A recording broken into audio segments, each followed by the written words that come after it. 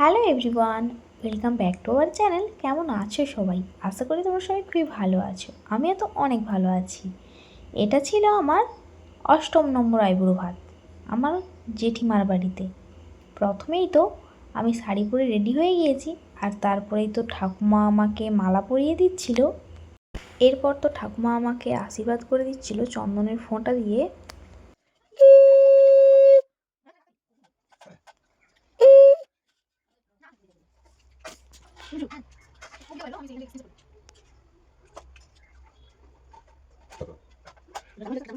এরপরে ঠাকুমা আমাকে মিষ্টি খাইয়ে দিচ্ছিল।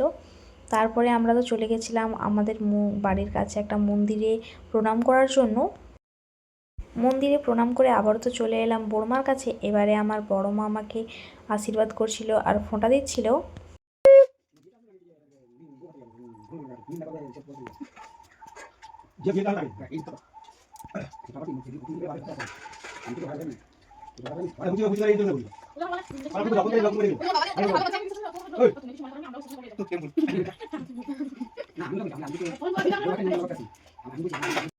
আশীর্বাদ তো হয়ে গেছে। এরপরে বড়মা আমাকে নিমকি আর মিষ্টি খাইয়ে দিচ্ছিল, সবগুলো ওকে একটা একটা করে।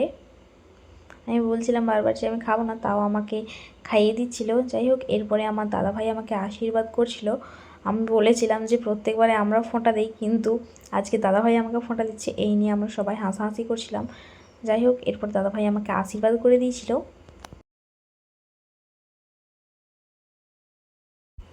এরপরে তো খাওয়া শুরু করে দিয়েছিলাম। আর বড়মাদের বাড়িতে তো অনেক কিছুই হয়েছিল, যেগুলো যেগুলো আমি খেতে ভালোবাসি, বড়মা সেগুলোই রান্না করেছিল।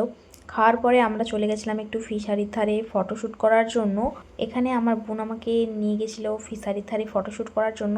যদিও ও পোজ বলে দিচ্ছিল, আমি বুঝতে পারছিলাম না যে আমি কি করব। তার জন্য ও বলছে একবার এদিক ঘোর ওদিক ঘোর, একবার হাঁট, একবার চুল নাড়া।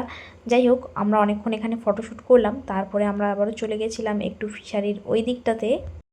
ওয়েদারটা খুবই সুন্দর ছিল, যার জন্য আমার খুব ভালো লাগছিল। তারপরে আমরা গেছিলাম একটু নৌকাতে ওঠার জন্য। আমি কিছুতেই উঠতে পারছিলাম না শাড়ি পরে। আমার বোন বলল তুই আস্তে আস্তে নাম। তারপরে এখানে নৌকাতে অনেকক্ষণ ধরে ফটোশ্যুট করলাম, যদিও আমার খুব ভালো লাগছিল। অনেক দিন পর ফিশারিতে এলাম, অনেকক্ষণ তো ফটোশ্যুট করলাম। এরপরে আমরা চলে যাচ্ছিলাম বাড়ির দিকে। তো আজকের ভ্লগে এই পর্যন্ত। Thanks for watching.